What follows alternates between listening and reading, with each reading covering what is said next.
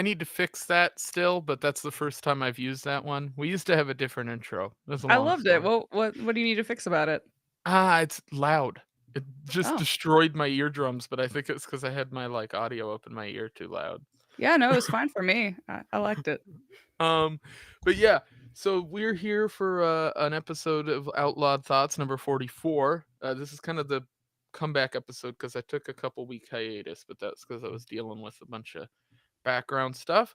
And I decided we'll do kind of a interview slash discussion episode rather than a 8-person pile on like we do in some of the episodes. So we're here with Daywalker Comedy. And you are on Twitter and all the social medias. You do a lot of funny stuff. You do these Thank you. skits, which I want to talk to you about those because that stuff's hilarious. But yeah, I guess introduce yourself, kind of what you do online now, and Yeah. Well, I'm Daywalker Comedy. I have a YouTube channel that's kind of like where I post most of my stuff, but I'm trying to get hip, get with it with the youths, get on the TikToks and stuff. But it's just like I don't know. I don't like. I'll post like once every 6 months on there, so like I need to get better at that. But yeah, I do sketch comedy, kind of a little bit of everything. But I really like I grew up with that era of sketch comedy of like Chappelle, Kids in the Hall, Whitest Kids You Know, the State. Like, Monty Python. Like, I grew up on sketches, so I loved seeing it, and I wasn't really seeing as much of what I liked, if that made sense. I'm like, oh come on, like I was seeing like my late night hosts suddenly become really safe, and so I just started making like the sketches that I wanted to see, which I guess is I don't know, it's been interesting because I always thought it was like, oh, this is like edgy, but like my reasonable friends are like, no, this is pretty nuanced. So I guess that just shows how entrenched I was. Oh, by the way, I should also mention I was and am an actor. So I in Hollywood, there's a very different perspective on it. So when my actor friends find it, they're like, I can't believe you said that. But like most people are like, yeah, this is funny. So it's just kind of interesting to have that perspective of thinking I'm like some edgy comedian when in reality I'm like I'm really not apparently. Just edgy to LA. yeah. Well, I think I watched through a lot of the skits because I came across you because you were on Nerdrotic. You were on their show, I think, On or Geeks and Gamers. Yeah, it was, yeah, you were on some show related to them because I watch a lot of their stuff. yeah. And I work nights, so I do like night auditing. So I'll Okay. play like shows in the background all the time. Like that's just what I do. So that's where I came across you because I saw you there, and then I found all your skits, and I was like, well, most of these are like great because they're all geared around stuff that I already am like interested in or talking about. So um you talked you have a show with Epic Mike, and I listened to some of that. I think the Mhm. last episode you guys did was like a few days ago or something. Yeah, we do it on Tuesdays at 11 a.m. Eastern. It's yeah, it was originally just gonna be like rotating hosts, but then Mike and I just like had a good dynamic. So I was like, all right, you can stay on.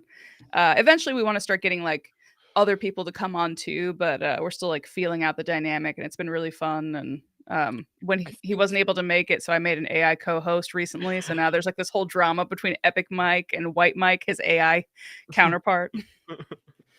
I no, I like a lot of the panel shows that people have been doing recently, like where you Mhm. have all that stuff. But it's sometimes like shows where it's just two or three people kind of bouncing off each other. That's like perfect. So Yeah. uh Yeah, a it's lot of it's more that stuff. chill. Yeah, exactly. And then you kind of you touched on kind of what your skits and stuff. A lot of them have sort of a like political kind of message, or some of them. Mm. I know you did the recent one I saw was the Martin Luther King one, which I Oh, thought yeah, was hilarious. great. But I come from kind of a libertarian side of things, and I think you've mentioned and stuff before that that's kind of where you fall or adjacent or Yeah, I would say whatever. libertarian-ish, like, that's kinda who I hang with. I'm probably I guess I don't know, I've stopped labeling myself just because every time I do, I suddenly am like, "Wait, no, is that what we're doing now? Mhm, No, I'm not." mhm. So I'm like, "I don't wanna be a part of that fuckery." I So, think that's right where everybody should be. It's like, yeah. that's perfect. Well, isn't that kinda like the libertarian joke where it's like the only you're not a real libertarian until other libertarians tell you you're Yeah, not a libertarian, so ev it's just like we're ev all, like, pointing at each other like, everybody hates each other, so typically I like two responses that I'll get like a lot is either like I'm involved in like political stuff, which Mhm. if you're involved in politics, eh, I don't know. I don't tend to get directly involved with stuff. I have been before because I like writing and things like Mhm. that, so that can kind of bridge into that. But I think it's more of tribalism stuff that I don't like, and I Yeah, yeah, I think that's how the you same. get where everybody within even though everybody believes in mostly the same stuff, like 90% of the same crap, you'll still have the 10% that'll just be arguing over everybody else. And that's what it is. It's like all the groups, it's just the people online are the loudest ones in every group. I think most people in most groups are pretty reasonable. They can probably get along with other people. They can probably compromise or at least have a conversation. But online, it's just like if you think about it, like, I don't ever comment on stuff. I don't feel, like, compelled to leave my thoughts. Even if I like something, I usually don't leave a comment or whatever. So it's like the kind of person who's already gonna leave a crappy comment on something just to look for a fight is already a certain type of person. So I feel like it's a Right. very vocal minority in every tribe that's making the rest of the tribe members look bad. So Yeah. all that to say, yes, I politically, like, philosophically, I'm libertarian. I identify with a lot of it's funny, when I first kind of met some libertarian people in Georgia, they were like, "Don't, whatever you do, don't talk to the Mises guys. They're a bunch of racists or whatever." And I was like, but like I had been on the left long enough to know that if somebody says don't do something, I'm like, I'm gonna do it. Oh, Yeah. I want to see what it's about. So then I went to like a meetup and I had a great time. Like they were just like super chill. And like I don't agree with everything everybody says, but I would hope that, we're all individuals. I would hope nobody agrees 100% with anything anyone says. Right. But that was just Yeah, yeah. and that's always been kind of my experience. I came into like the Mises Caucus thing not really that long ago. It was like 2 years ago, I guess. And it was just because I listened to a podcast that had a comedian on it who helped like start the whole thing and Was or it help. Dave Smith? Yeah, yeah. Okay, yeah. I didn't know if you knew who that was, so but so I got I got kind of connected to it through his show, and then yeah, just went from there. I'm an organizer over here in Alaska, but there's only like Like three or five four people of out us. there. Yeah, it's sort of rough. Our population's sort of small, and we're all spread out, so it's the challenge. But I'm sort of like weighing my options of moving eventually over towards like Really? Florida or something. That would Yeah, I've be been look I have a lot of friends in Florida, and I've okay. spent some time over there kinda off and on vacationing and stuff. Well, and did you grow up in Alaska? Yeah, yeah, I actually Okay. just recently started really traveling around as I got kinda older and, So I think that'd be cool. Then I feel like everybody should live somewhere else at least once just to say they did. So Mhm. that wouldn't be too bad of an idea. Yeah, there's Uh, just more stuff to do. Living up here is like, you have to kind of be willing to be more off the kind of beaten path and willing to not mhm. have like we have like a little supermarket down. The town I live in doesn't help. I live in a place called Seward, which is like 2,000 people. Um, it's tiny. So, uh, but I know you mentioned Georgia. Is that where you're over there? Yeah, yeah. So I was in LA or California or whatever. It's the same thing, I guess. They Pretty I was much now. I was there until about 2018. I was there for like 8 years and I just had to get out. So it's funny because I got out before I had my like political, I don't know, red pilling, whatever you would call it. Shift. Yeah, so I was kind of like it's just funny that even then I knew like I hated it there. I was like something's wrong with this city and these people. And like obviously I have some really great people I've met when I was there, but it's just something there's like a sickness there, man. So it's like it was weird because everybody thinks the same way and all of your news is the same news sources and your algorithms show you only one thing. So after a while, you don't hear dissenting opinions. So you start to think that worldview is mainstream. You go, oh, this is the normal worldview. Yeah. And you leave and you're finally like, oh, this is what real people think. Okay, yeah. Cool, this cool, is how cool. this is the real world. But my grandfather still lives over there, and he lives in like Montebello, which is like a area kind of off of Los Angeles and the rest Okay. of the hustle and bustle. It's like a little community neighborhood. But he lived in Vegas and stuff like that. He does used to be a magician, so he did like magic tricks and stuff. And so that's but he worked on film sets and things like that in Hollywood. He did like he was a chef in The Grinch Who Stole Christmas, and like was part of the Vegas episodes of Married with Children and random crap like that. But he Mhm. was kind of a working, was getting a little bit of work off that and then doing all these other small things. Kind of the normal California Hollywood kind of thing where it's like every waitress is also an actress kind of Yep. thing, where it's like, well, he was a magician and then doing all this acting roles and then trying to do other random things on the radio, and kind of the same hustle. But he's still over there, and like even the places he's lived, like you look at back on, like, talking to him about that day and age, and like he's like, man, this place has always kind of been like that. He's Mhm. like, it's always been like a group think kind of paradigm where everybody has to be in this kind of bubble. And then if you stray out of it, it's like just instant incineration. It's bizarre, like, I remember I had to apologize back in, like, was it 2016 or something when the Roseanne reboot came out. I watched it and I was like, "Hey, this is actually really good." Like, it's you can tell they've got writers in the writers' room on both sides, and they're, like, making fun of their sides and also being empathetic, and I was like, "Hey, this show." I literally was like, "I think this show could, like, reunite America, like, getting people to talk again." And then, my friends were like, "How dare you? She's a racist, she's whatever." And I'm like, "Listen, if you look at Valerie Jarrett, like, the woman that she said the Planet of the Apes things about, I am a biracial person and I know I look pretty white.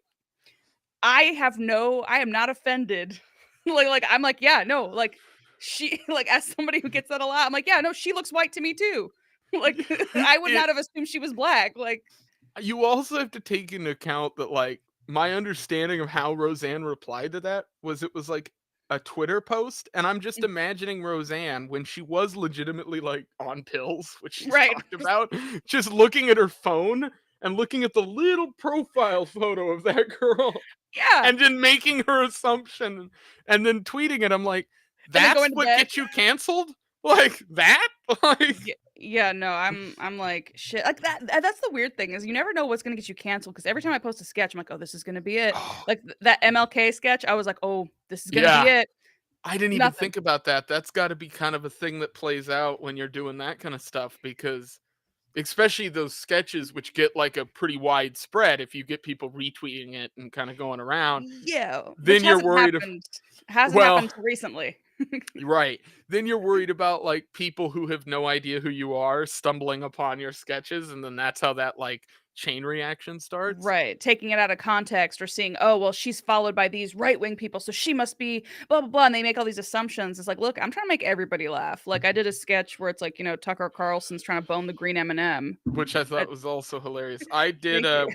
I have an edit from like a year ago when he did, or whenever he did that rant where Mhm. he went on the first one. I had a buddy of mine who read it, and I put like 80s porn music behind it. That's And like, yeah, it was like, yeah, so I was, when I saw that, I was like, "Oh, that's spot on. That's A perfect." and the crazy thing is a lot of my sketches so I take it sometimes I, like, sit on things too long, and then it's not topical anymore, so I'm like, "Oh, I can't make it." So I actually wrote that, like, last January when it first happened, and Right. then I was like, it was, like, a month later by the time I got my Eminem T-shirt and all that in the mail, and I was like, "Oh, well, now it's too late." Who knew that, like, a year later, they'd be like, "Hey, now we're gonna do some plus-sized M&Ms, and also Miss Brown and, and Miss Green are gay," and then Fox News would flip out about it again. I'm like, I'm It's learning just so many things are cyclical. A lot of my sketches I can recycle. I just love the fact that Tucker Carlson, in the same week that he did a sketch about, or that he did a whole segment about the Jeffrey Epstein thing, and talking about how nothing adds up and all that, in the same week that he did that, there was another rant about M&Ms on the exact same platform. And Yeah, it's like, it's all funny right. though, like, it's but the interesting thing is, like, as a comedian, you can't control who watches your sketches and what they take away from it. So a lot of my stuff I'm not trying to be neutral because I definitely have my, like, opinions about things, but if something's funny, it's funny to me, you know? So it's like, if somebody on the right does something funny, I'm gonna make fun of it. If somebody on the left does something funny, I'm gonna make fun of it. But it's interesting to see the internet go, "Ha ha, she's on our side." And it's Right, just yeah. like, they can't just laugh at it. They have to figure out what side I'm playing for before they can laugh. I see that in, so I think podcasting broke this. And Mm. this is where I think it happened, because like back in the day you had like stand-up comics, Mhm. and they would talk about politics in their stand-up occasionally, but it was never like overt. and and that changed to a certain extent with certain comedians. Obviously, you have your like, Bill Hicks, and like, those people who talk more about politics maybe than another comedian. But I think what changed it was when all the comedians and all the like creatives started on podcasting. Then everybody takes every little word that they say in those longer form content and just prescribes it to their own life, and just builds this amalgamation in their head of what their beliefs must be. And it's like Yep. this weird phenomenon I see happen in comment sections, where you'll go into somebody's comment section who mentions randomly something that's maybe a tad political, or touches on something that's happening culturally, and it's just half the comments are on one side of the fence, half the side is on the other. There's some random people in between who are like, "What's happening?" It's like, Mommy yeah, and Daddy are fighting. yeah, and both sides have this like created fantasy in their head about what the reality is. Now, occasionally you get people like Rogan or somebody who just talks about whatever their beliefs are Right. constantly, And is because open to new information, It's like, "Oh, I didn't know that." right. Okay. Yeah, or like, yeah, Lex Friedman or somebody like that, who, where it's like you're getting into intellectual stuff, so you kind of have to flesh all those ideas out, Mhm. versus like comedy and sketches inside of that side of, creativity and art. It's, to me, it's like, well, no, you're making people laugh. Like, that's the function here. Right. I It's mean, like there's a there's some message sometimes, intellectual, but well, there's a message in like the same way I would say like you had with a Bill Hicks or somebody like that, where they put some ideas into their comedy, but it's Mhm. not the most important part. They're still making everybody Right. laugh and enjoy what they're doing.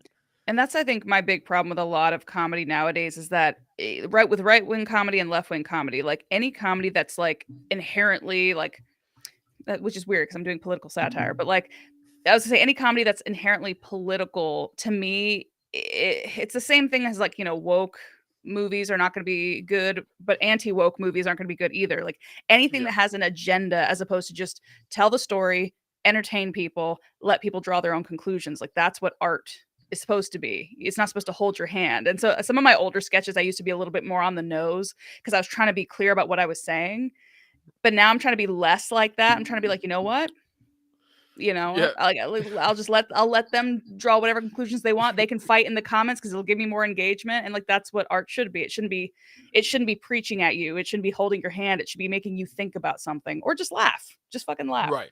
That's Yeah. an option. And I think that in this day and age with like media and everybody with like, all the different social media platforms too, like the sketch comedy and stuff like that was sort of lacking, because I agree with you when you said you created, kind of why you created your started doing that stuff in the first place, because I used to go on like, Instagram and TikTok and random social media sites when they would, kind of, TikTok not as much, but looking for sketches and stuff like that. That's not really there. My last name is Radner. My like third cousin was Gilda Radner from What? SNL. So the like, That's so my cool. yeah, it's neat, kind of like random fact thing that I get to, because she was like married to Gene Wilder and stuff like that Yeah. too. So there's like, it becomes kind of a cool familiar connection. But like, she was in the old school SNL, the first generation stuff, and you kind of see what that became. So Mm-hmm. kind of sketch comedy in that sector kind of died. Whitest Kid You Know was like my whole like comedic kind of style. Like I used to watch all of that stuff, and it was great. The show, the like 24-hour show he did, was hilarious. I watched that whole thing, and I recently was revisiting some of it. But it kind of died off. Like it seemed to die off Yeah. around like 2010, 2008. It just kind of Yeah. ceased. I don't know what exactly was the cause. I've heard some people say, "Oh, it was Obama," or some people say, "Oh, it was, this or that." But like, I think it was just, yeah, around that time we started having these conversations about, "Oh, well, words can hurt, and you can't say this and you can't say that." And people were, like every maybe good intentioned thing, it just went too far. Where they're like, "Hey, let's be more sensitive to." You can't say anything because words are violence. I'm like, no, violence is violence, idiots. Like Yeah. that's. I So think yeah. I think a lot of it has to do with like n- the attention span too. Like everybody started absorbing things in smaller portions a lot quicker. Mm, So, and I less think that's what context. right, and I think that makes sketch comedy stuff easier to get out there, which is good. But it Mhm. also like made everybody just almost like too much content everywhere.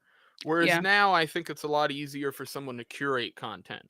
Whereas Mhm. like if I go back and then it's like even on YouTube and stuff like that, like the content creation side, there were so many just like content creators, so many different thumbnail styles. Whereas now it almost seems like everything sort of blends together a little bit better. Yeah, and I kinda hate it because 'cause they're like, "You gotta work on your thumbnails." I'm like, "I don't wanna just do a bunch of thumbnails where I'm like, Right. like, that's not me." And, like, No. I don't know, like, I miss old YouTube. Like, there's some stuff about it I like now. Like, I do sometimes I like a polished video essay. I like, I like stuff like that, but I also miss, like, I don't know, my Jenna Marbles or my, Hmm. like, End of the Worlds or, like, that Anaconda guy who's like, "I'm a Yeah. slippery little snake." Like, just people just being silly for their friends and I feel like it's way harder to randomly find videos like that yeah. today than it's ever been. And that's not just YouTube. Like I feel like that's everywhere. Like even with like Twitter to an extent where you have another like kind of video platform where a lot of people upload clips and stuff. I edit stuff. So I edit for a couple other podcasters and like comedians and things.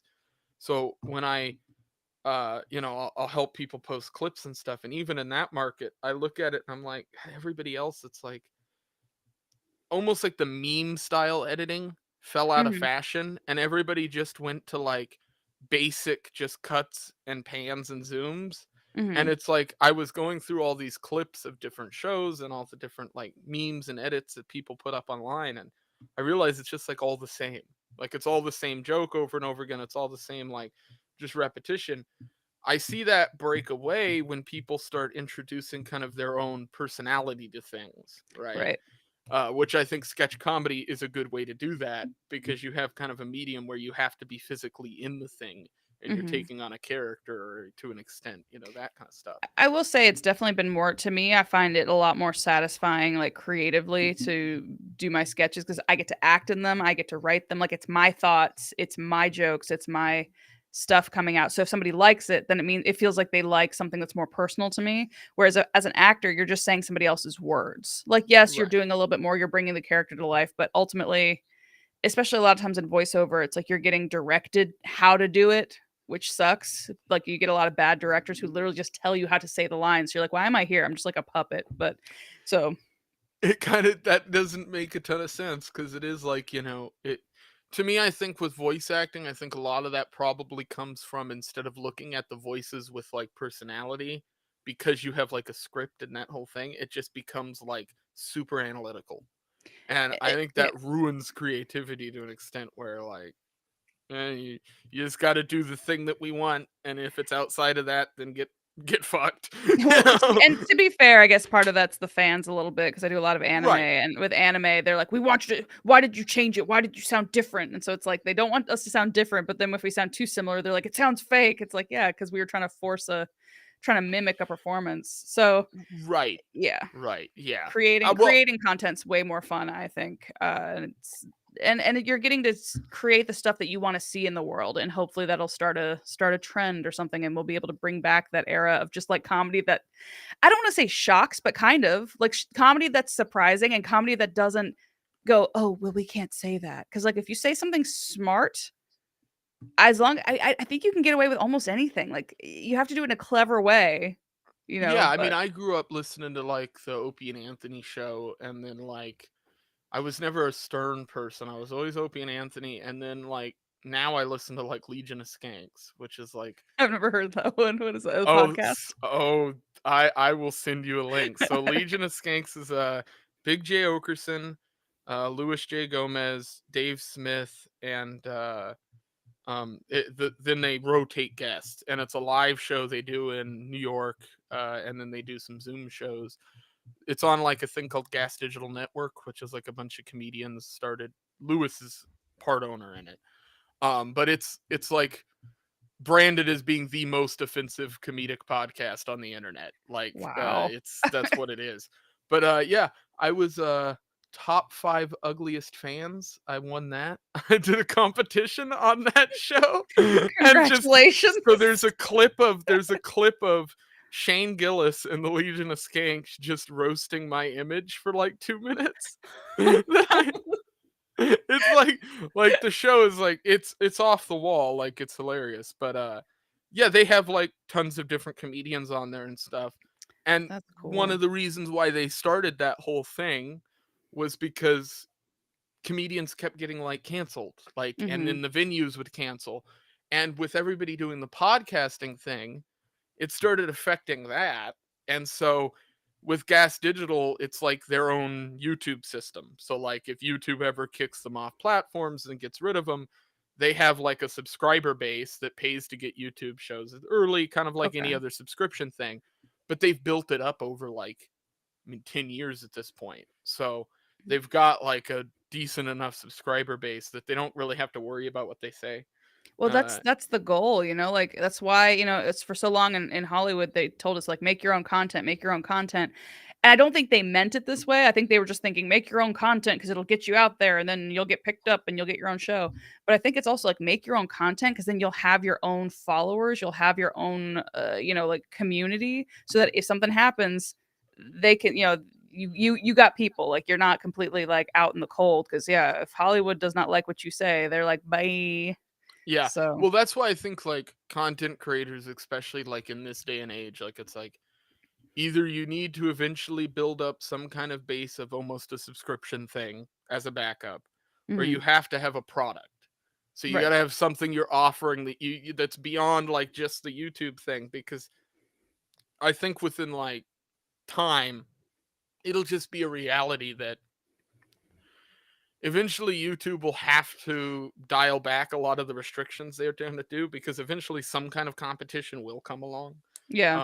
I don't know if that's like Rumble or some of the things that people are, that kind of pool money together. But I've tried Rumble. I don't get there's not the a lot of streaming traffic there. process is so aggravating. The whole like back when I was trying it, you had to get like an RSS key and that whole process. I don't use OBS or anything. I do all of Okay. this straight through Restream, and they Okay. have a decent little like section over here where I can load in video clips and links and all that kind of stuff. When I do like my shows where I talk about news stuff or like culture crap happening, um, that works for me. But the second I try to tie OBS into it, it just adds too many steps, and I'm gonna Yeah. forget something. And with Rumble, it was like you need to create a separate stream key. You have to create a minute long pre roll for the video or for the live stream. And so I'm like, well, I already do that in the show. Like I play a Right. minute long little pre thing. So it just seemed like too many extra steps. I'm friends with some of the guys that are involved with uh, Odyssey. Odyssey. So they're decent like to stream on and stuff, but again, it's like just the traffic issue. It's You don't get. traffic and also the freaking I don't know, for me, like basic stuff. I tried to upload a thumbnail once and it was like, oh, it's too big. I'm like, Well, or yeah, it's which I hate because I make thumbnails for other people occasionally, and it's like I do all the thumbnails for this channel, and so each one's sort of the same, but they have a mhm, difference, and I'm like, and I try to do that each time, but like I don't know if they're good. Like mhm, there's no bar to measure it against, because when I go mhm, look at other YouTubers stuff, they're all sort of the same. So like I'm trying to be unique in some sense, but you never seem to really do it. Uh, it and YouTube seems to just randomly decide at some point that they don't like colors or they don't like mhm, this certain thing, because I don't know how the algorithm works on that, but it seems like one time, videos with certain thumbnails will get views that I'll notice on channels, and then the same videos with those same style thumbnails just be dead. And so it's mhm. like I don't know if the thumbnail's doing that or if it's everything else. Like, The algorithm is such a frustrating thing because it's like this mysterious overlord that we can't please because they won't tell us how to do it. They'll just tell us when we're wrong. I got hit with a hate speech label on my account. I got a warning that will live there forever because I think they didn't tell me, but I'm pretty sure it's probably because I used a clip from the Kanye interview with Alex Jones because I thought it was funny because Yeah. I was making a joke, and then I cut to hit Kanye being like, "I love Hitler," and then him being like, "I practiced Chinese water torture on myself," and Alex Jones like sweating. That was it. I didn't say anything about the clip, whatever. And then they were like, and then later that day after I posted it, they decided they're gonna pull all traces of it from YouTube. So I think that's probably what it was. But like, let me clip it then, like, or whatever. If I appealed it twice, they're like, no, your video was found to have hate speech and conspiracy theories against marginalized people in it. I'm like, it was literally a video of me like reacting to a 1957 like not documentary, but like a psychology video on how to not Oh, be racist. Like, right. really? A video on how to not be racist? Is gonna get me a hate speech label, so they're gonna really love it when I put out my white supremacist sketch. I have one on my channel, same thing, like one of those permanent warnings, because I watched a video. Remember, like a while back, there was a vape shop that got robbed in Vegas. This was like a Mm. video that kept going around, but there was this Asian guy who got robbed at a vape shop in Vegas, and he ends up like grabbing the guy and stabs him and subdues him. Oh, Right? wait, I think I might have seen that then. Like, wait, was he the no, I think I saw the bodega owner. I think that was New No, York that's a something. different one. That was Okay. that. It was Jeez. a little while after that. Okay. But Ricada and like all the news channels, everybody showed the video, reacted to it, talked about it. I mean, I can bring up 60 examples that are still on YouTube of people doing the same thing. I put my video, like a live stream out where I was talking about it in the live stream. We play the video and I talked about like, you know, the legal side of it, like whether or not the guy was going to get in trouble. Mhm. That video goes out like 2 weeks later. I get hit with a like a violent content warning thing, and it just lives up there in your little studio, YouTube Yeah, studio thing now forever. And like I'm a like, badge of shame that only you can see, and you're like, yeah. And I'm like, I didn't do anything. This was up for 2 weeks. Like all the right, views were already on the video. yeah, And so and I hate having non sequencing numbers in the live stream playlist. mhm. So what I do is like when I get an episode hit that I have to remove, which like that one I did, I'll literally just redo an episode and call it that next number when it's not. So Just to it's have like, the symmetry. yeah, I don't want it to be like a couple weeks ago I had an episode removed because I listened to a clip of Bill Hicks in it, and I Then had let just to let us clip it, right? Like, let us clip it afterwards. Like, they don't right. they just pull it down now. And the aggravating thing is, yeah, you have to pull it down. So I had to pull the episode down, and I was like, well, this is like 2 minutes of an hour and 40-minute episode that I'm going to lose this entire YouTube upload. And Yep. it's like, so I just took the whole thing down and then cut it out and manually re uploaded the live stream as a regular video. Oh, and it worked? Yeah, it worked fine because I cut Okay. the copyrighted stuff out. But it's like, if I why can't you just give me the option to cut it out? Because I know YouTube Yeah. has a trim function because they have it in the damn studio editing thing. They Like you let me can do it trim a video. sometimes. Like, sometimes Yeah. they'll be like, "Hey, we found copyrighted stuff. Would you like to trim it?" I'm like, "Sure," like, after the fact. But I had a stream recently where I literally showed a 2-minute sketch from, that Tim Robinson show, I Think You Should Leave. It was like Oh, The Carl Havoc sketch. I don't know if you haven't seen it, it's pretty funny. But I was showing that. It was like 2 minutes, and I paused, I tried to give commentary, I tried to do all the fair use stuff, and they blocked the stream. Like, they didn't give me a chance to remove that, they just blocked the entire stream, so I don't the get any of entire that thing. watch time. I'm just Yeah, like, which "This is is." insane. It's like, so this doesn't make any sense. The other thing is like the live stream chat. Like my chat's dead today because the time that I'm doing this, because everybody's used to me doing it like later. And Okay. then and so because I'll again Alaska time, so like here it's only like 3:41 p.m. I think over So there it's you're like in like, the middle of the workday for people. yeah, because I do night work, like I kind of typically stream like midday because that's when I'm like kind of kicking back and relaxing. And Gotcha. when I do the panel shows and stuff and I need to be like high energy or I'm drinking and stuff, that's a little different. Those get it back. He's just like, "Pew, pew, pew, let's party." Oh god. No, I've had some we had one stream like a couple this is 3 months ago at this point where I made the mistake of letting one of my co-hosts invite people on without me really like vetting anybody. And then the people were in the group chat and it was a kind of political thing we were talking about. So I knew it was gonna be but it's like what you were talking about with like we agree on 90% of stuff. but I could tell already beforehand I'm a very chill person. So I don't like having the whole scream and argument.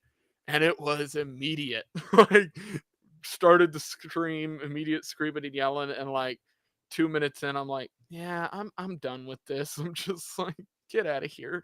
I get cleared out the whole panel. It's like Seriously? oh, You're like, "I'm done." I was over it. Dude, I literally said before the stream started, I was just gonna kick back, talk about some news stories. I'm kind of like gonna drink and just hang out. This is more of the relaxed stream. First 2 minutes, everybody is yelling and screaming, and I'm like, I'm over this. Like, Yeah, no, I mean, look, there's definitely things in the world to be upset about and outraged about, but, like, I try to that's why I try to channel it through my comedy. But, like, hmm also, I don't know, I think a lot of the stuff we're mad about is a lot of straw man arguments where, like, we're Yep. hearing the worst of what the other side believes, like the stupidest ideas, and we assume that that's what it's about. And the other side has like they might be like, no, what we're actually caring about is this, but you're Right. not going to know that because the media cares about sensationalism. They want you to click, so they're like, the left does this stupid thing, the right does this stupid thing, and the other side's like, God, that aligns with my worldview. I just believe it without questioning it, and I, granted, I definitely still, I do lean more like libertarian, more like center right kind of, but like I still have times where I'm like, guys, I don't know if that's quite the take. Like is this all right? All right. Sometimes you see something and you're like, this is stupid. Like Yeah. everybody sees this is stupid. You don't have to pick a side to see it. Like this Yeah, is I'm just like, dumb. this should be like an objectively stupid take. And that is kind of disheartening when I see in the comments where like somebody's trying to be reasonable and everybody else is just like, you bootlicker, you blah blah blah. I'm like, okay, cool. So you criticize the left for calling names, and then you turn around and call people, bootlicker and just like, oh, you're a groomer and whatever. I'm like, okay, these words used to mean something, but you keep using them and now they don't mean anything. Good job. Yeah. Shout out to Shannon Lee. She's always in pretty much every stream.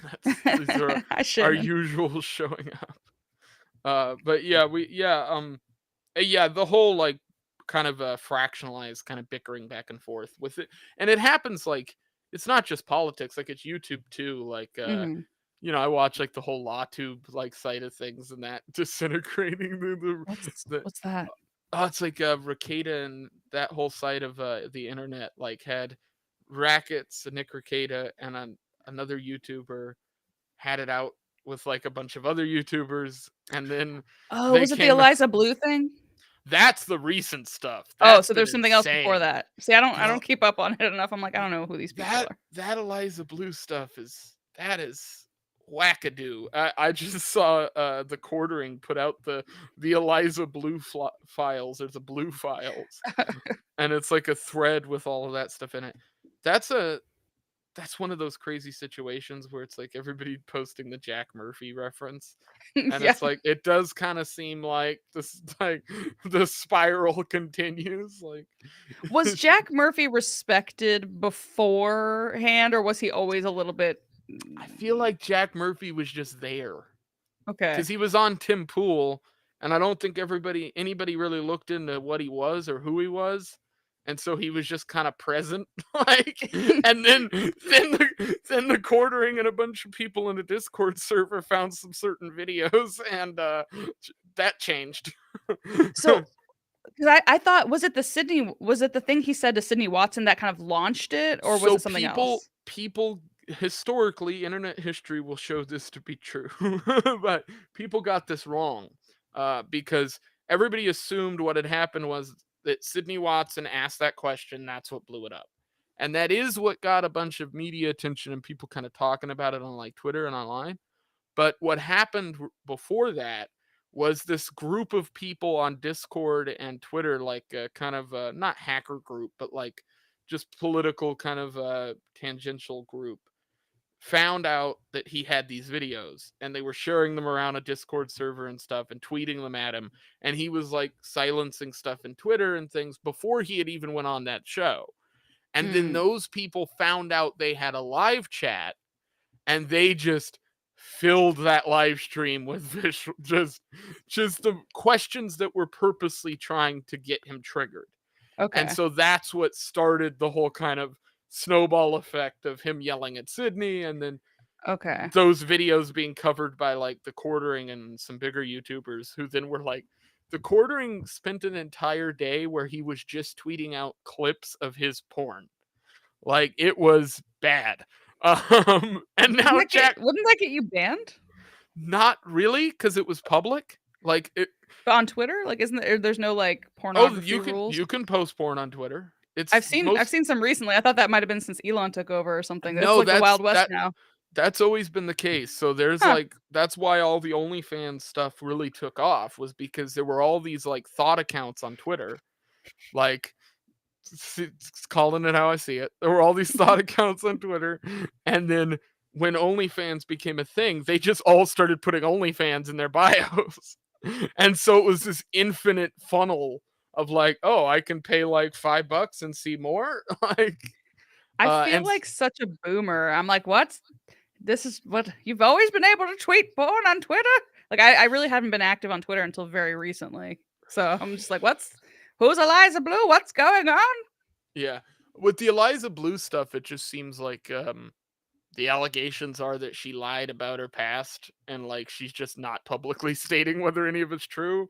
And Mm. it's which is sort of what happened with the Jack Murphy stuff in the same sense, where it's like no one addressed it for like months and it just simmered.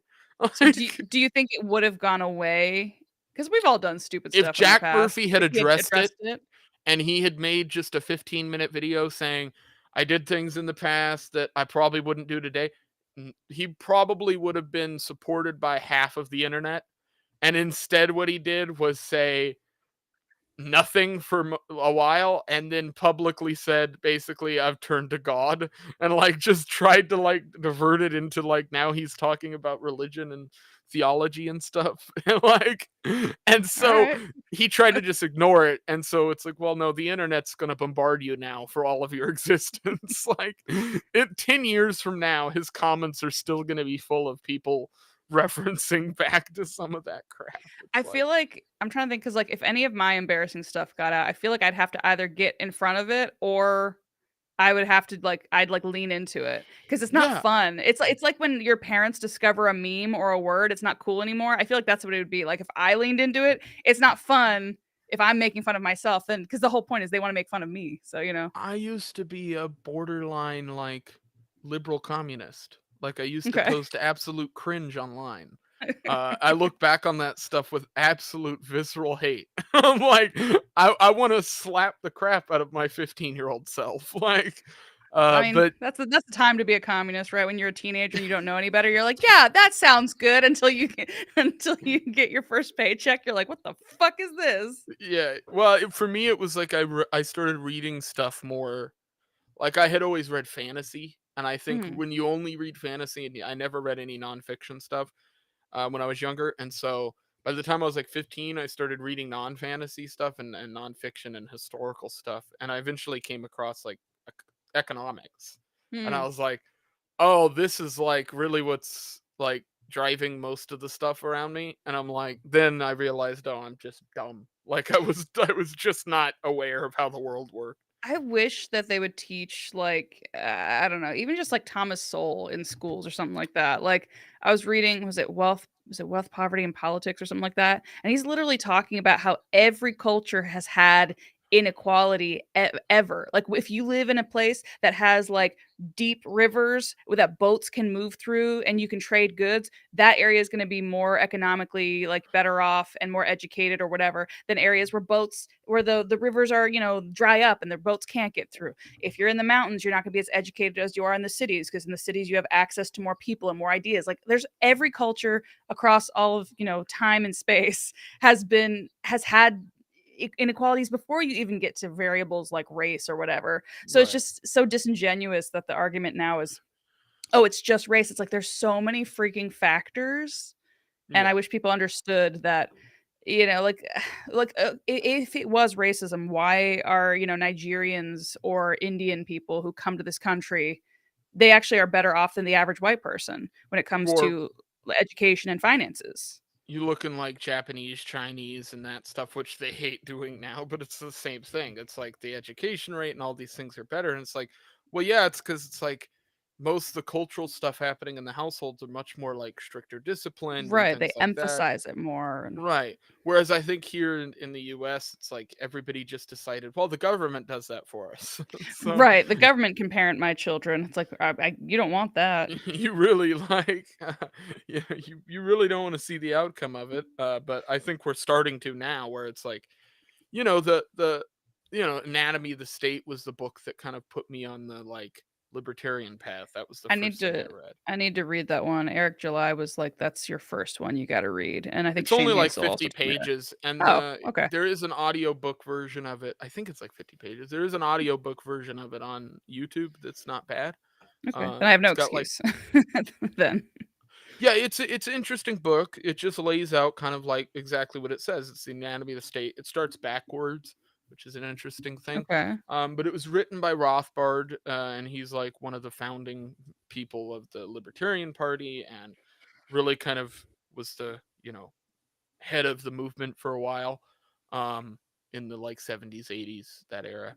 And then there's other books and stuff that I've read too on like that stuff, but that was the first one that really kind of laid it out, because that's not really a book that tells you to believe in a certain political belief. It really just says this is what the state is, and this is how it continues to operate. And so now you've got Okay. to decide what it is that fixes What you're that gonna do with problem. it.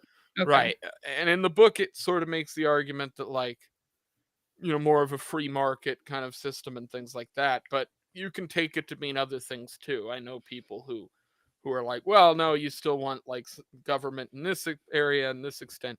I fall more on like the anarcho-capitalist, which Right. is more of the ANCAP side of things, which is more of Mises, who is sort of where I come from. That's more of free market kind of ideas, which is where I think most of our problems come from. So I'm like kind of which I think Thomas Sowell, like why I like his writing so much is because he does a really good job of taking like economic issues that everybody can really understand and then applying it to like real world, like Mhm. relationships and like emotion.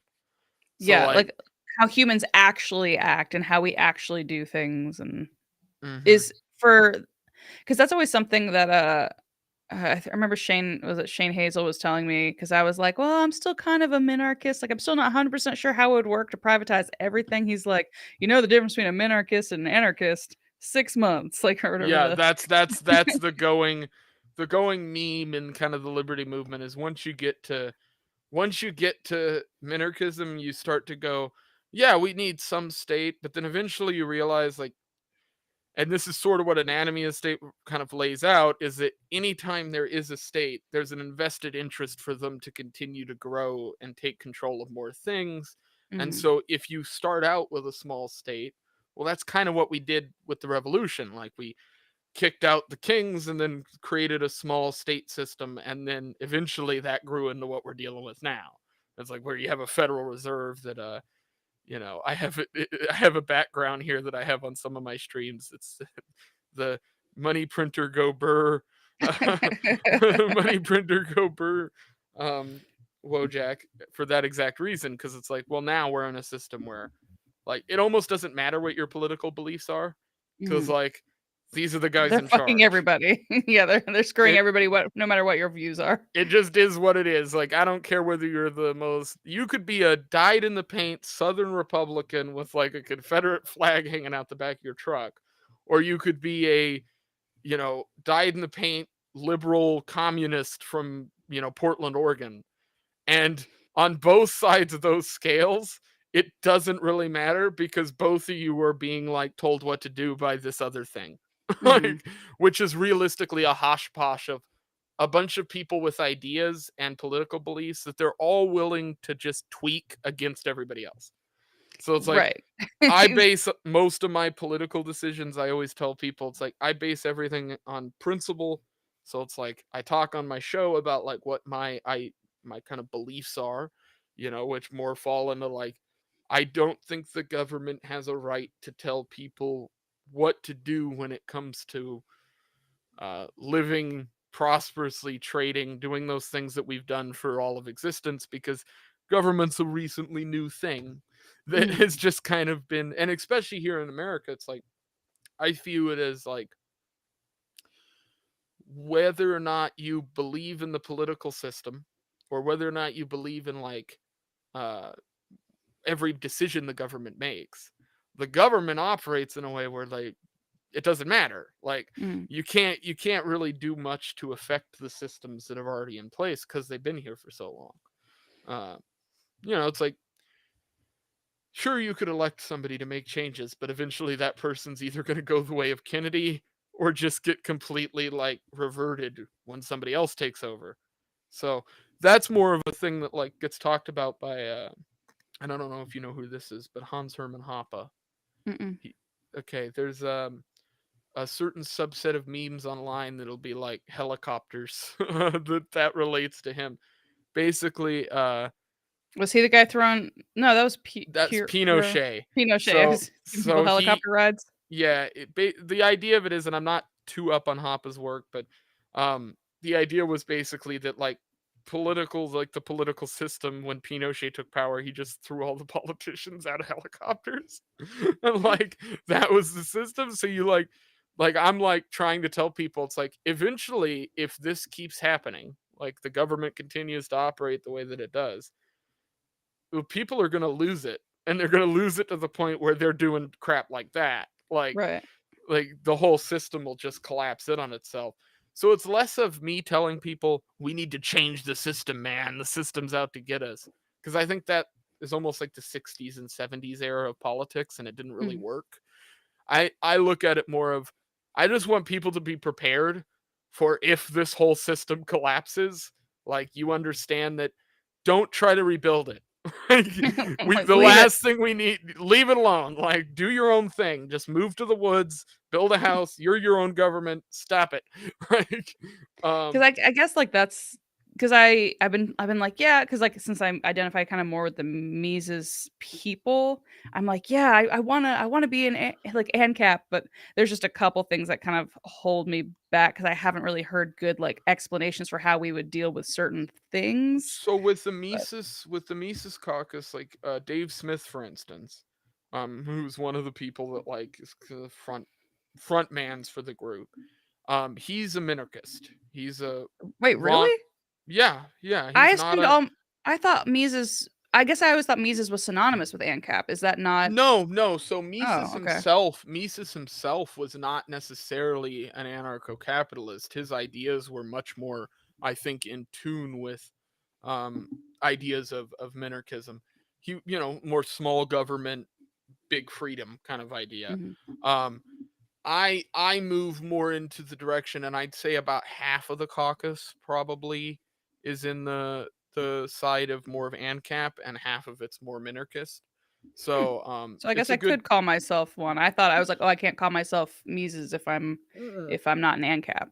No, it's a decent mix, and I mean we even have some members who are like more in the line of like I don't really care which happens, but I don't want it to be the feds. But Yeah. a lot of Mises guys, like this is Joey, he's a Mises person in the chat, but he says a lot of Mises are ANCAPs, yeah. So it's a lot of ANCAPs and minarchists, but there's a really big contingency of minarchists, and that side of things I think is like, yeah, like I said, I agree with 99% of all of it. It's just that 1% that'll, but the ANCAP side of things, and I will say this is like my utopian vision is that you have a world in which like, well, like the ANCAPs can do their thing over there and the minarchists can do their thing over there. Like there's nothing that says a minarchist government has to invade on, Right. Like right. you could opt out. Like it's like was it like voluntarism or Right. And where so it's like you don't want to be a part of it. You don't have to, yeah. be I forced think the to. thing that catches people up on a lot of that stuff is geography. And it's like we've been ingrained in our heads to think of like countries and then states and then how that whole system operates. And it's like, yeah, but realistically, like nothing is going to be that uniform. Mhm. You're eventually going to have a group of people that are like, we like living this way, and this group of people like living this way, and So we're let them kind do of it. Yeah. close to each other, so we're just going to kind of divide it in such a way that that works out. That's always been kind of the idea of balkanization, was kind of like, well, just kind of split things up according to the way that people actually like living. Don't split it up according to I personally land on more of the side of, well, just don't split it up at all. Just let people live how they want to live, and then smaller governments that want to operate in some areas will operate in areas, and some people will be more on the anarchist side. I look at places like Alaska where we have, I mean, if you cut Alaska in half, Texas becomes the third largest state. So Okay. it's huge. Like the state is gigantic. Most of it is empty. Nobody lives on it. It's you know, not being used. But I look at a state like that and I go like, well, like our geographic location with the population that we have and everything, it doesn't make a lot of sense for a bunch of people from the lower 48 to ever really move up here. Mm, But we have a great climate up here for those small kind of pocket communities where you can have a group of people who live one way and you can go 1,000 miles another direction and find a group of people that live a completely different way. And that's just because of the way this state's laid out, where the communities are really isolated. Uh, well, I guess it's kind of I kind of see it as like an HOA. It's like mhm. some people like having an HOA. I specifically chose to buy in a place where I would not have somebody telling me what to do, but some people like the comfort of it. They like that, trading in the freedom for a little bit more security or whatever. So it's like, I could see that working where like people are like, all right, this community wants this community doesn't want that. Like I could see that. I guess for me that I think the question I had asked that I didn't really get an answer for was how would privatization of everything work for people who couldn't afford to pay into it? And then how would we take care of like children? So like for example, in um like I'm applying to be a foster parent because it sucks that like these kids didn't deserve to have, their parents addicted to drugs or their parents abusive. Like they didn't choose what family they were born into. If we didn't have, I mean, defect sucks, but at the same time, I don't know what we would replace it with. Cause like I know somebody was like, well, we would go to their house and we'd take the kid from them. I'm like, so you'd be the No, judge and jury to decide like that, oh, we right. don't like how you're raising your kid. We're gonna steal your kid and we're gonna bring guns. Like that seems like that's a whole host of No, right. problems. Yeah, I don't like that idea. Although I do think so. So one thing that I've brought up, because this is actually a point that I've sort of had kind of longer discussions with, mainly because I never went to public school, so I was never Okay. involved in like that system. I was always homeschooled, and then everything else I did self taught. And so when I got to a certain point, like my upbringing, I had like sort of a weird childhood. Like I had, but the the sort of question of like who takes care of people and that general thing, like especially with children, and like I think of like foster systems in particular, where like back in the day, I think about like, if you go back like 70 years or so, you had a system where community systems were built to where you had orphan homes that were in local areas. So that Mhm. was like, you might live in one town and that town had an orphan home, and then you went to the next town, there was an orphan home there. That system fell out of style because two reasons. The first was it got really shitty, like it Yeah. just broke down from a systemic level. And a lot of that came from the fact that the churches, which I'm not a huge religion guy, but this is just the reality of who was running most of the stuff. You had the churches who were funding a bunch of it in the communities, and then you had union groups that were funding it a bunch in the communities, and you had like local businesses that were basically advertising on the fact that they're donating to this orphan group or donate. You used to play on the radio in like the 20s and 30s all the time, the same thing. Mhm. You'd hear like these old commercials basically where the guy would be like, I'm a carpet salesman and I donate money to the local orphan home, like as an advertisement tool. And then eventually the government regulated that market. They brought in the kind of OCS system, which is more of like the where you have these they call them account managers, where if a kid, like, that's where you have like parent gets investigated, they find the parents like neglecting the child, they come in to Mhm. take them and put them in foster care. Right. That system was always sort of done by the government in a way, Mhm. but in a lot of like smaller rural communities, they already had systems in place for that. Like you wouldn't be allowed to do business in certain areas if they thought you were a child abuser. They weren't going to let you like live in certain communities and things like that. So it Mhm. was looked at a lot worse than I think it is now. Whereas I almost think that you can't solve the problem without involving a community aspect. Like you have to build the infrastructure. So Mhm. it's not something I think. is the first thing that you want to get the government out of. Mhm. Like, Right, like, because slowly remove it and, right, like, over time. I'm not somebody who's advocating for people to like create a revolution and just start sacking people's homes and Just crap. start, like, Right. guillotining people in the No, government. I a vision of me that I think that could legitimately solve the problems would be you elect somebody that has the ability to just slowly start to disintegrate what the government does. And be more efficient with their stuff and maybe do public-private partnerships and try to Right. Well, start. Ron Paul, who was also a minarchist, was that was his always his kind of strategy was, well, we don't need a Department of Education or these things. These were always supposed to be handled by the states and communities. And the reality is most of what the federal government handles was supposed to be handled by the state level or the city or community level. Right. And I think that in a perfect world, or a kind of perfect way of solving that problem would be to just slowly start cutting the funding to those things, cutting them off, replacing them with state level stuff, and then eventually the state level stuff can be replaced with community level More stuff. local. And I Yeah, agree with that then. Okay. Yeah, because then it all has to do with infrastructure. Like, in order to do any of this stuff, like, the government has had 200 years of building, getting rid of the orphan homes and building through the OCS system and building all these communication tracks and databases on what all these suspected people might be doing and things like that, that you're not going to have the availability of right off the bat. You're going to have to build that system, and it Mhm. just needs to be, the government should be making clear to states and local communities that, hey, you need to build this because in this amount of time we're not going to be handling this issue anymore. We're going to pass this on once you're prepared, and this needs to be your top priority. Yeah, And I would love that. Like more state level stuff. I don't think the federal government. The only thing I would think the federal government would be needed for was like if there was like let's say a state was doing something that was literally, I don't know, inhumane or unconstitutional, then maybe the federal government should step in and be like, "Yo, that's mhm. unconstitutional." Like we do have this one document that unites us, but otherwise if the people in that area agree with it, I don't know. I don't really know. So it comes down to like, and that has always been kind of the fractional argument, like you can't like how to govern like individual portions of a population if they don't, right? And I think that problem has to be solved through geography. Like, and Mhm. that's just historically how it worked. Like, you can't really have a group of communists and a group of ANCAPs living cohesively on the same piece of land. It ain't gonna work out. Like, But they could live next to each other. They could be like, "You do right. you, we do." Exactly.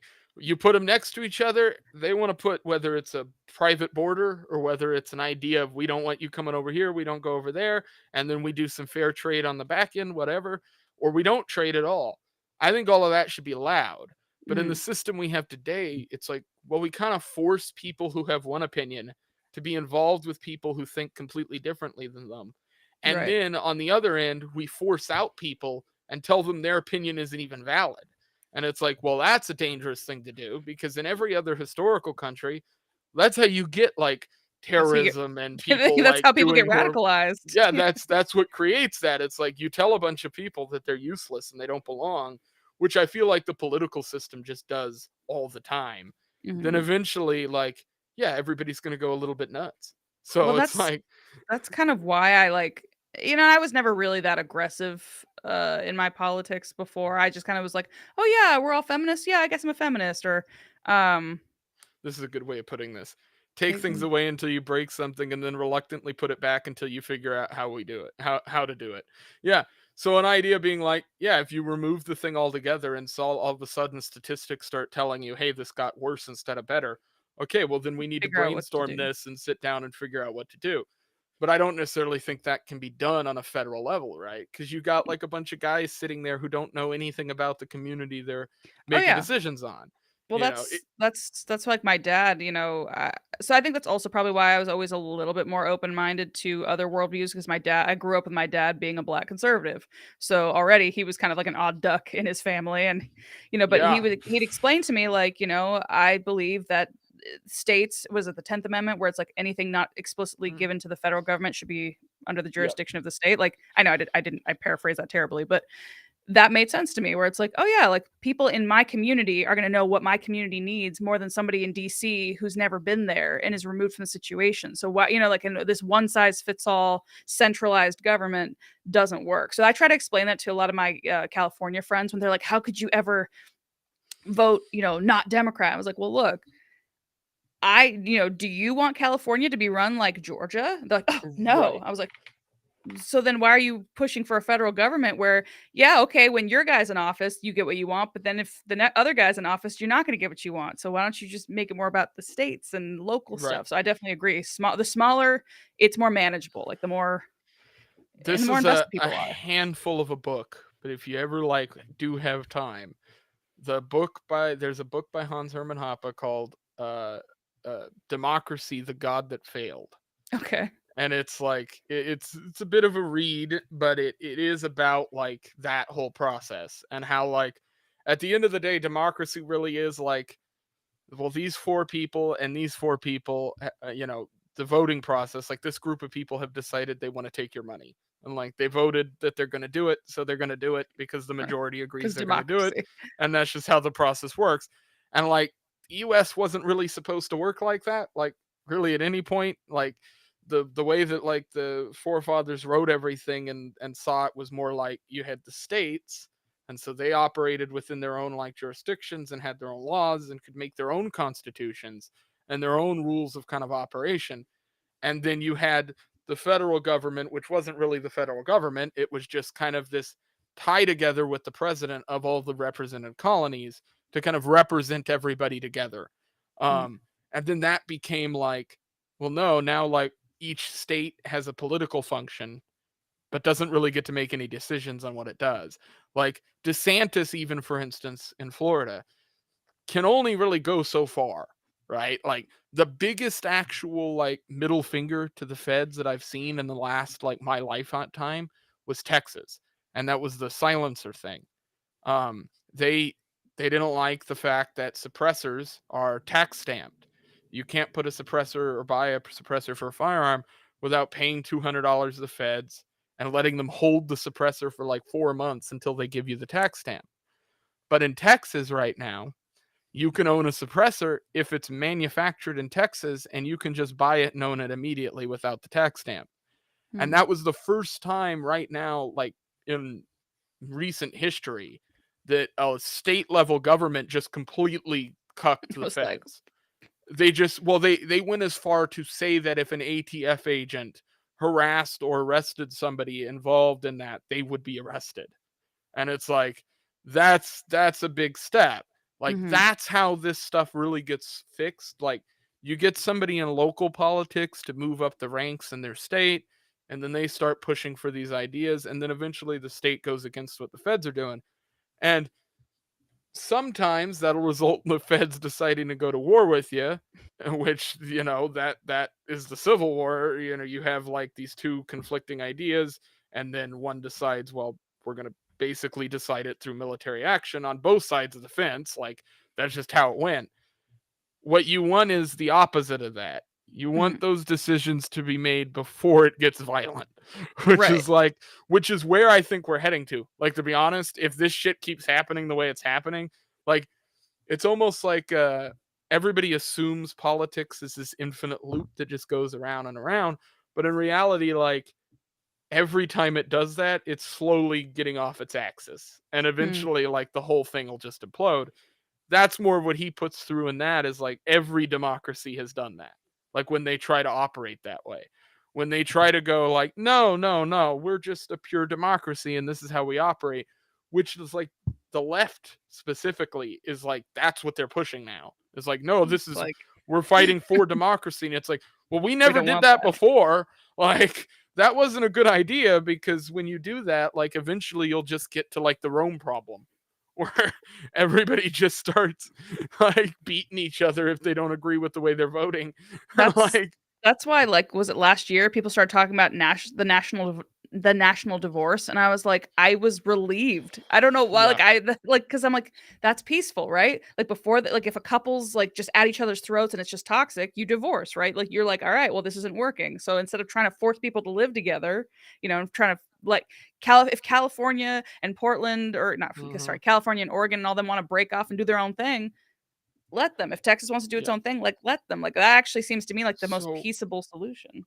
I'm making a Peaceful. documentary about this guy named Joe Vogler, who was like Okay. a character up here in Alaska. He created this thing called the Alaska Independence Party, which back in the 70s was making the argument that when all the other states were admitted into the Union, they got basically these options to vote on. You know, they were allowed to vote whether they wanted to be an independent nation or whether they wanted to be part of the United States and all these different, or they could like have open trade agreements or closed agreements and things like that.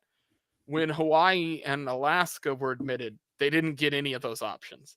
They were Hmm. basically just, it was decided by the Congress. They had one vote in the state, but when they held the vote in the state, they had a bunch of roughly anywhere between 40,000 and 150,000 military personnel were in the state at the time who were all federal employees. So, of course, they're going to vote for statehood. And so there was a push to exclude them from the vote, which didn't work. And so they were all allowed to basically vote. Alaska becomes a state. And then basically the feds come in and say, well, we just own everything. And so if you look up now, like what the state owns, the state of Alaska owns roughly like 23% of all of the state. The federal government owns like 66% or something along that Oh, line. And there's only actually 4% of the whole state of Alaska that's privately owned. So it's all basically owned by the government. And that's because this entire state is a giant warehouse of minerals and oil. okay.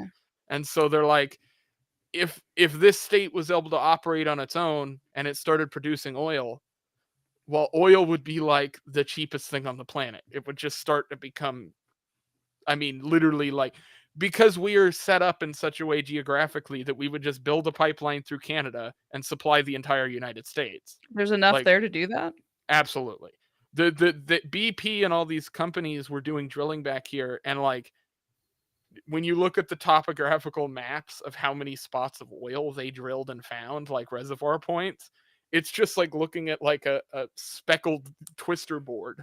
Like it's because this whole state is like was a glacier. Like there was just ice on top of this that eventually melted Mm. away. And so everything under here is bedrock. And so like it's the perfect land for oil and ore. So we have copper, we have gold, obviously. We have silver. We have platinum. We have uh, geodes and different like crystal formations and all that kind of stuff too. So we're kind of like a weird, unique geographic location. And so around the time of the Cold War, they decided to just kind of take the state because they were like, well, you're right next to Asian countries and you're also close enough, you're 55 miles away from Russia. So they were like, well, this is kind of perfect for the Cold War era. And then the government just kind of stayed here and made us a state by force. I mean, the native population, none of them wanted to get involved with it. And now, because the feds control everything, like, you can't mine anymore. You can't go get oil anymore. It's all controlled by like two So companies. they just own it. Oh, I see. So they like Yeah, basically the companies have to get the contracts to do any of that stuff through the federal government. And the federal government would rather get the oil from the Middle East and other countries because why? they want the US dollar to be used in other countries. And if all of a sudden the US wasn't buying oil from these other places and they were getting it all from the US, well those countries would just build their own currency based on their oil, which is what funny enough that's what Gaddafi, if you remember him in the news, that's what he tried to do. He was basically building his own currency and he was going to base it off of the oil that they were exporting. Hmm. And so then they went in and got rid of him. It's like, democracy. We need a democracy. Quick, have an election. And then they ended up like killing him in the street. And that was Jesus. all pushed by the US because they're like, yeah, you need to get rid of that guy because he wants to like take oil money, which is like majority of the conflicts that happen is all about that. It's like I don't understand. financial. See, like, this is the part where I'm not very bright about it when it comes to like international whatnot. To me, wouldn't it make more sense to be energy independent? Like, Oh, it why do does. we? No, logically, you're 100% correct. Okay, so it's just Logically, what they're doing something irrational, but it's okay. absolutely. If Okay. if we were being smart right, each state basically would take a portion of their land and build a nuclear reactor. We just Like got our second one here in Georgia. I was proud. I I was like, think I just saw something like that. I think it was built by I think like Hitachi, and like an Asian oh, company did it. And I was actually kind of excited about that cuz they have like done a bunch of research into this shit that so the they it's US gonna be wasn't like willing to top do. notch. Yeah, I think it'll be a better system. Um but I was looking at, when you look at like Alaska, for instance, like again, like I just mentioned, we most of our state is uninhabited. Like, why don't we have nuclear reactors up here? Like Right. you look at places like Arizona, you look at places like Texas and these areas. Some of them have them, but not nearly enough. They're grid dependent on these old systems of getting electricity that's horrible, and can be knocked out very easily. Mhm. So like and all these electric cars and things like that are being introduced. Like we know the solution to this. Like we've Right. had the solution for ever. It's nuclear reactors. Like they're relatively clean. They don't put out a ton of emissions. Like they're easy enough to build. But the government literally does actively fight against building them. Yeah. Because again, we want to be involved in all these other countries and kind of be the world police. And in order to keep that as kind of a reality, they have to have an excuse to be involved with all these countries. So What we're for wasting other, so much of our money and like our like military's lives. Like just build oh, nuclear reactors, be like, fuck off, handle your own mhm, shit, and then yeah, yeah, I mean that's the solve to all of that stuff. It's just like start doing it yourself, and like our country has never done that. Like I mean, most of our stuff is made overseas. When it's like they make the argument, it's like, well, it's cheaper over there for labor costs and all this stuff. Well, yeah, but who set like the labor costs and all that stuff over here is set by the federal government.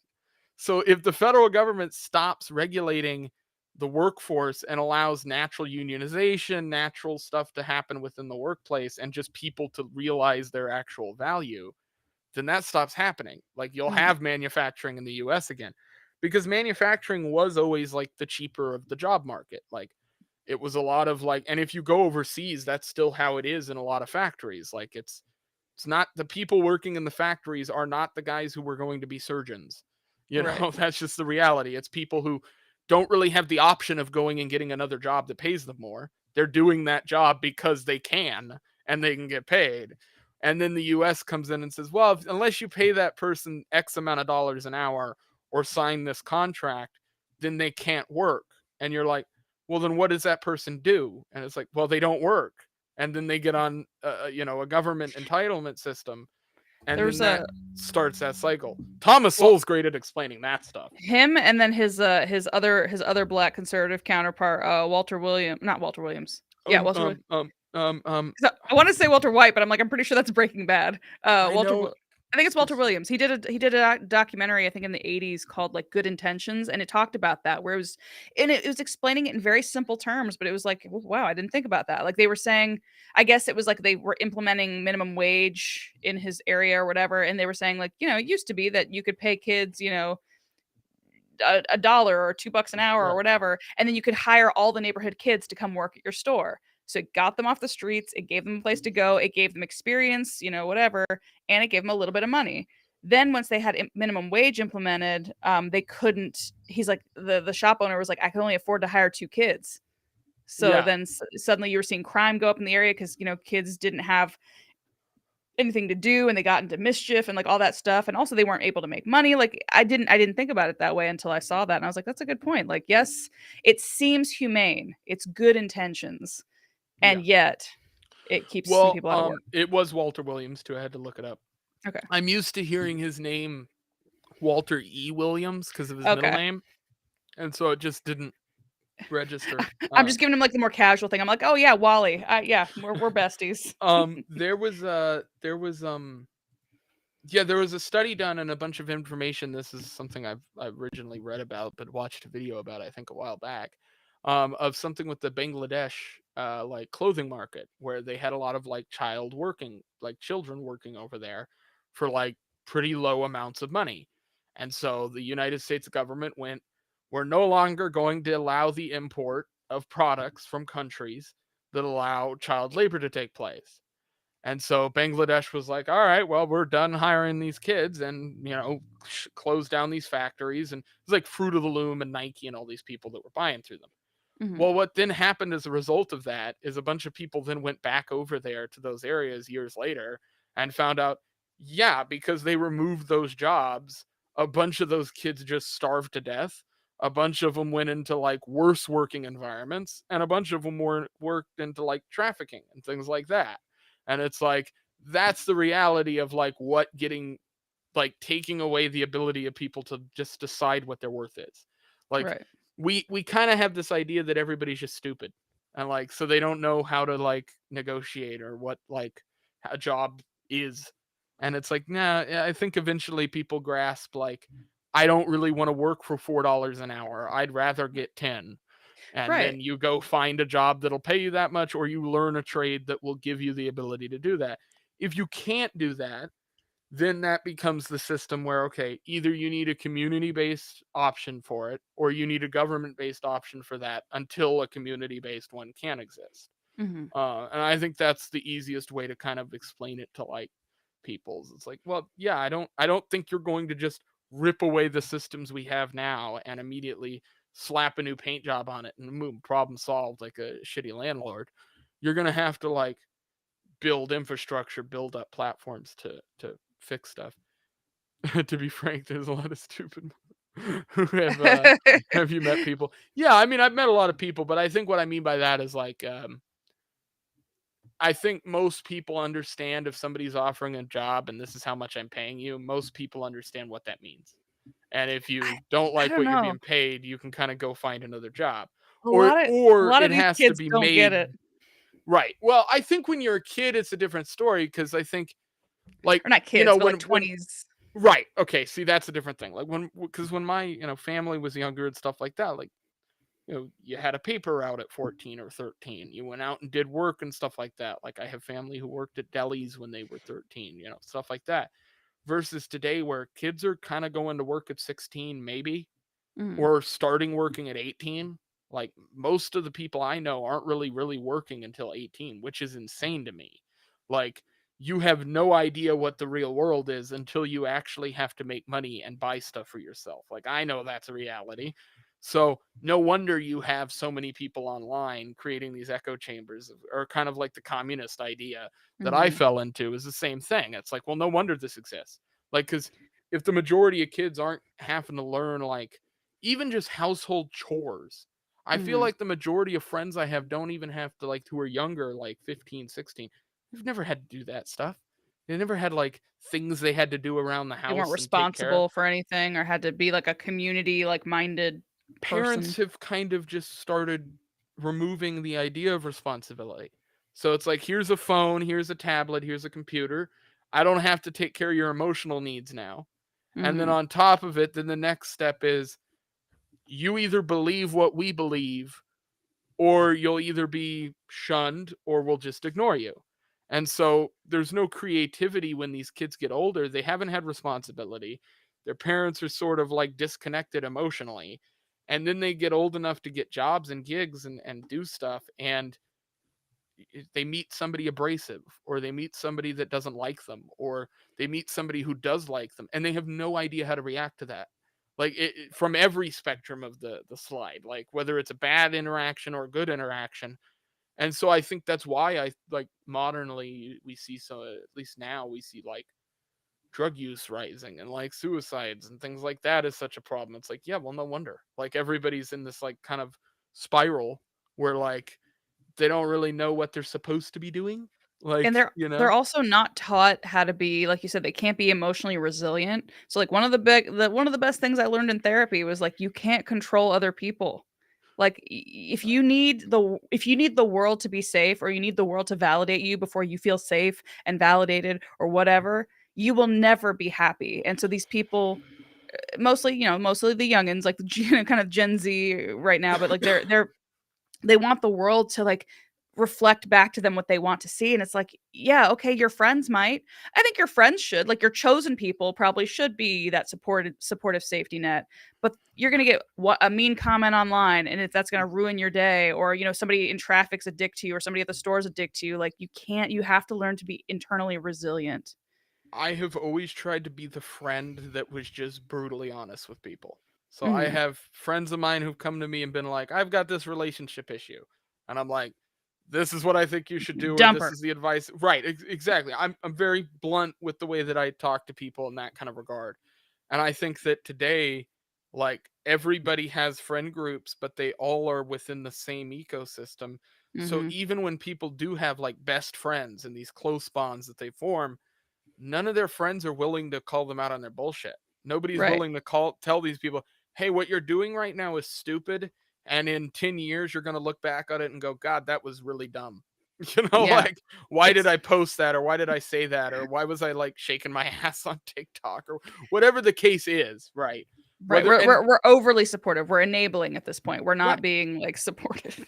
And the same thing is true for like shock comedy and stuff like that. Like, I know people who were like 15 and were like white guys making skits online that were too like racy, that are Hmm. like, you're gonna get in trouble in a way that you don't want to get into. And it's like, Hmm. now those people will have like hard times getting jobs, hard times getting employed and going out into the real world because your name's associated with this crap that you did when you weren't smart enough to think about what you were doing.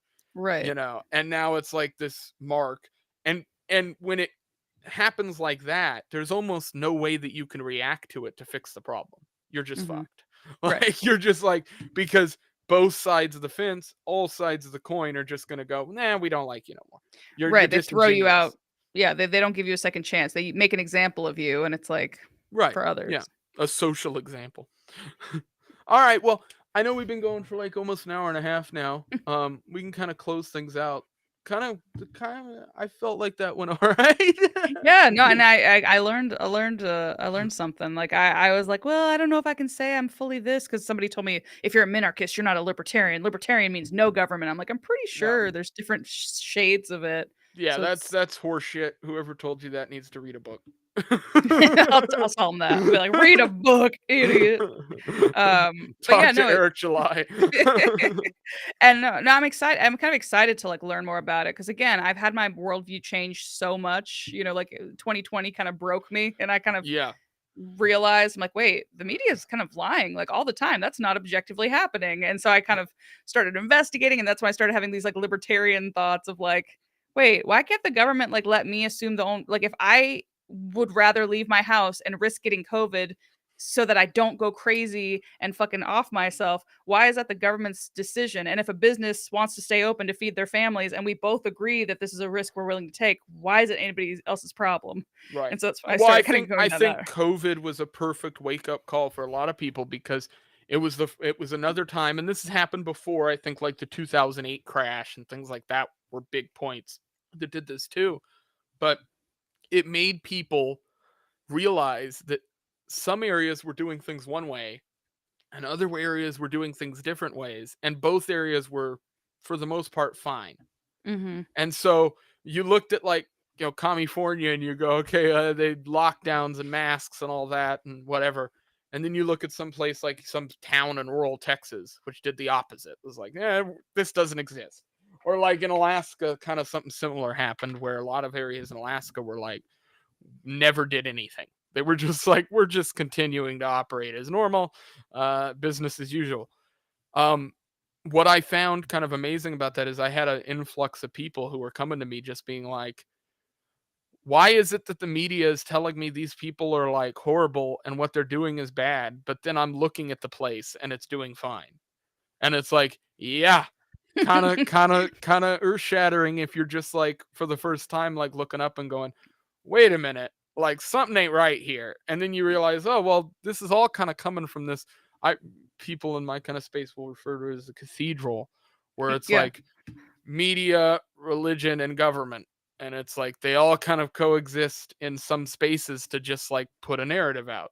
It doesn't mean that all media is bad. It doesn't mean all religion's bad. It doesn't mean even all government's necessarily bad. It just means that, we can see this is happening, right? Like, Right. Like it's like like, the emperor's wearing no clothes. We're like, I can see his right. ding dong. Like I'm not Yeah, like crazy. we all see the dick in the room, but nobody is addressing the dick in the Just like room. and you're like, what Yeah. the government's like, that's not a dick. You're like, I'm pretty sure it's a dick. Get it away. Like, Sorry. no, it's literally like it's literally like, um there's a movie called The Love Guru with Mike Uh, Myers in it. It's yeah. an absolutely it's hilarious, but it is an awful film. It's funny Okay. and everybody should watch it, but it's horrible. But in Okay. the movie, he makes this comment where he's like, you could be in a room with Einstein and I think he says another scientist or Stephen Hawking. Einstein and Stephen Hawking having a conversation about the creation of the universe. And if an elephant started fucking another elephant outside the window, everyone would stop to watch the elephant. And it's like that is kind of a perfect metaphor for what kind of happens. Like we could be having this most intellectual conversation, and if something weird walks in the room, I'm gonna look up and go, "What's that?" And this kind of cathedral system is what tells you, no, you don't need to know. Just keep looking at the camera. Well, yeah, Like, look away from the elephants. Turn away. yeah. Uh, keep talking about the theory of relativity. Stop it. That's uh, funny. Yeah, no, I appreciate you having me on and for educating me a little bit. I'm excited because I didn't realize Anatomy of the State was that short. So I'm like, oh yeah, I have mm. no excuse to not read it. I read it on a plane ride in between Alaska and Florida. It took maybe an hour and a half of my ride, and then I listened to the audiobook. The audiobook's decent because it's only like an hour and a half, 2 hours or something, the whole thing, and Okay. you kind of put it. It's a male reading it, so it's guy's got like a deep voice. It's not like the robot one, which I hate Is it that. like a deep voice, like a sexy, soothing voice, like You know what? ASMR He type? kind of has a bit of like I picture him sort of looking like me but 40 years older and like Okay. really deep voice. Okay. I'm just envisioning kind of looks like Lysander Spooner but like Okay. fat. Okay. All right. But I didn't see any credited photos on there. I'll if you just Google it, there's like one that's been up there online for a while that's got a bunch of views. So Okay. cool. Cool. Well, All right. awesome. Well, maybe we'll talk to you again eventually, and we'll close out here. Take it easy, Yeah. everybody. Peace. Yeah. Follow Daywalker Comedy on Twitter and um And me YouTube. at yeah and YouTube. Yes, Daywalker Comedy on YouTube, the skits and all that, and then my stuff's all down there.